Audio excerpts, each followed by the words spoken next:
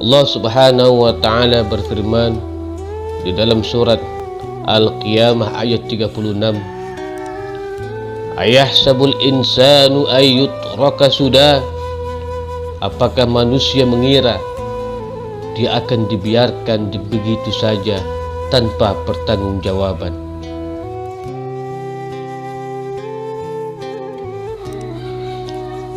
Al-Kisah, ada seorang konglomerat yang sangat kaya raya, dan dia menuliskan sebuah wasiat yang di dalam wasiat itu tersebut dia berkata, barang siapa yang mau menemaniku di dalam kubur selama 40 hari 40 malam, ketika aku mati nanti, maka aku akan memberinya separuh dari harta kekayaanku.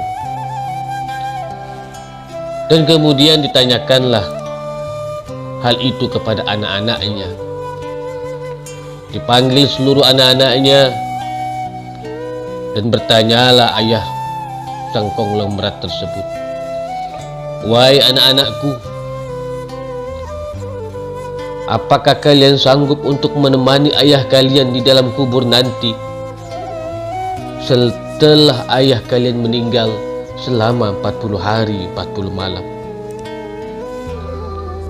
Dan kemudian anak-anaknya pun menjawab, wahai ayah, mana mungkin kami bisa menjaga ayah, sedangkan pada saat itu ayah telah menjadi seorang mayat. Jawaban dari anak-anaknya adalah jawaban yang sangat tidak diharapkan oleh sang konglomerat tersebut. Kemudian keesokan harinya dipanggillah saudara-saudaranya. Lalu sang konglomerat pun bertanya kembali dengan pertanyaan yang sama, wahai adik-adikku, wahai saudara-saudaraku, siapakah di antara kalian yang sanggup menemaniku di dalam kubur selama 40 hari ketika aku telah mati nanti? Maka aku akan memberikan separuh dari harta kekayaanku ini. Mendengar pertanyaan tersebut, saudara-saudaranya pun langsung menjawab, apakah engkau ini sudah gila? Mana mungkin ada orang yang sanggup menemani mayat selama itu di dalam tanah? Mendengar jawaban saudara-saudaranya yang begitu kasar dan sangat menyayat hati, sehingga membuat hati sang konglomerat tersebut menjadi sakit dan sedih. Kemudian sang konglomerat pun memanggil ajudannya untuk menyampaikan pengumuman tersebut ke seluruh seantero negeri. Waktu terus berjalan dengan begitu sangat cepat, yang pada akhirnya sang konglomerat tersebut pun berpulang ke rahmatullah, dan kemudian kuburannya disiapkan dengan segala hiasan yang begitu sangat indah dan mewah, laksana tempat peristirahatan terakhir raja di raja yang sangat terkenal. Kemudian pada waktu yang hampir bersamaan, seorang tukang kayu yang sangat miskin mendengar pengumuman tersebut. Kemudian tukang kayu tersebut dengan tergesa-gesa segera ia berlari menuju ke rumah konglomerat tersebut untuk memberitahukan kepada ahli warisnya akan kesanggupannya untuk menemani konglomerat tersebut di dalam kuburan selama 40 hari 40 malam. Akhirnya keesokan hari jenazah konglomerat tersebut pun dikuburkan, dan tukang kayu pun juga ikut turun ke dalam liang kubur untuk menemani sang konglomerat tersebut selama 40 hari. Setukang kayu itu hanya membawa satu-satunya harta yang dia punya, yaitu sebuah kapak kesayangannya yang dia gunakan untuk mencari rezeki kehidupan sehari-harinya. Setelah masuk ke liang kubur dan ditimbun dengan tanah, si tukang kayu pun tersebut hanya duduk termenung di dalam sebuah ruangan kecil yang telah dibuat agar si tukang kayu itu bisa bernapas dan tetap hidup.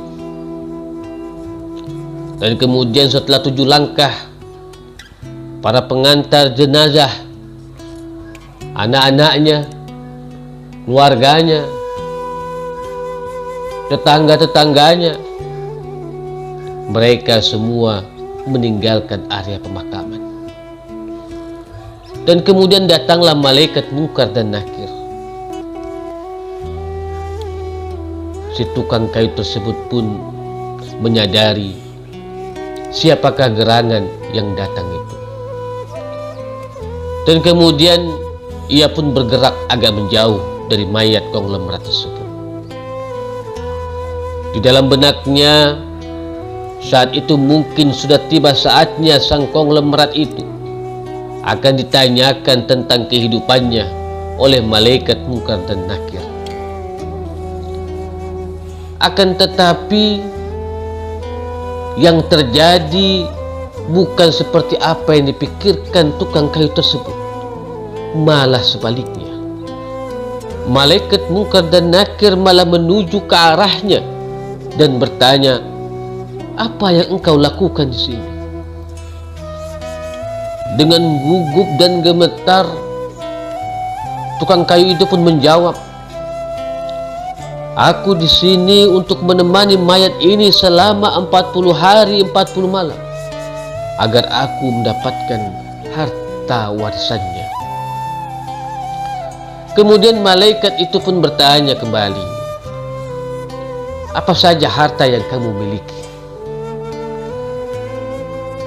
Tukang kayu pun menjawab, "Hartaku cuma sebuah kapak ini saja yang aku gunakan untuk mencari rezeki." Dan kemudian malaikat bertanya kembali, "Dari mana engkau mendapatkan kapak itu?" Lalu tukang kayu pun menjawab, "Aku membelinya." Setelah itu 2 malaikat tersebut pun pergi dari kuburan itu. Keesokan harinya, hari kedua, 2 malaikat tersebut pun datang lagi dan bertanya, "Apa saja yang kau lakukan dengan kapakmu itu?" Si tukang kayu pun kembali menjawab, "Aku menebang pohon untuk dijadikan kayu bakar dan kemudian aku menjualnya di pasar." Dan kemudian malaikat itu pun kembali pergi lagi.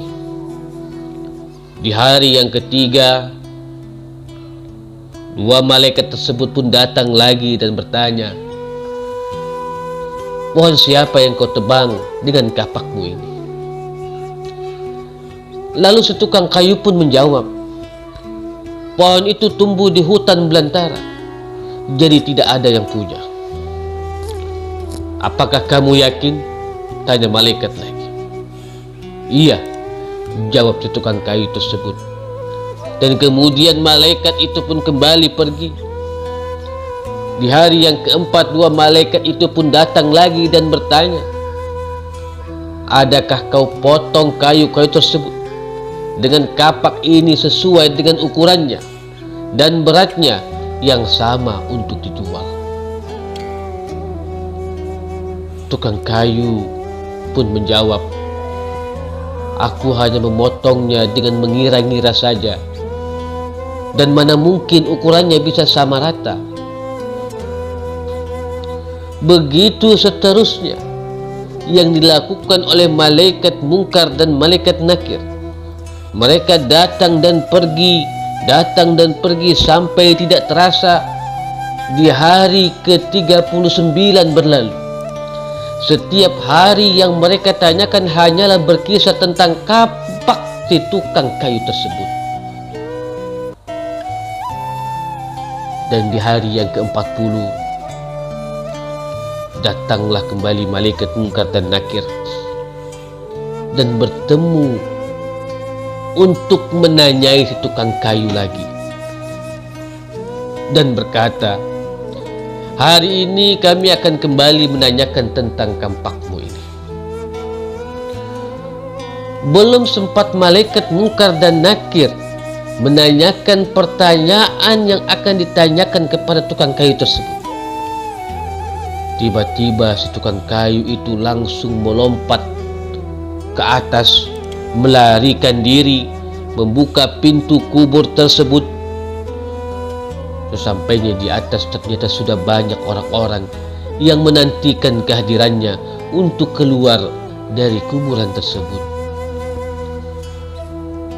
Dengan tergesa-gesa si tukang kayu itu pun keluar dan berlari meninggalkan mereka dan berteriak, kalian ambil saja semua bagian dari harta warisan ini. Aku kasihkan kepada kalian semua karena aku sudah tidak menginginkannya lagi. Sesampainya di rumah, si tukang kayu ini pun langsung bercerita dan berkata kepada istrinya, aku sudah tidak menginginkan separuh dari harta warisan dari mayat itu. Di dunia ini harta yang kumiliki padahal cuma satu ini, yaitu kampak ini.